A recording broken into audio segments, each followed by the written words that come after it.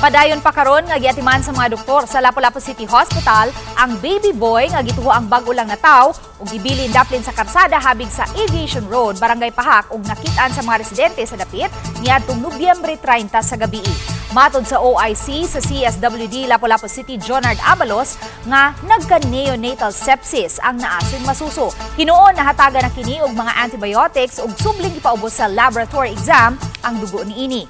Dugang ni Abalos gikan sa angga nga baby Bonifacio, giilisan na nila ang pangan niini og baby Andres kay nahuna-hunaan nilang Andres man ang first name sa atong bayani nga si Andres Bonifacio.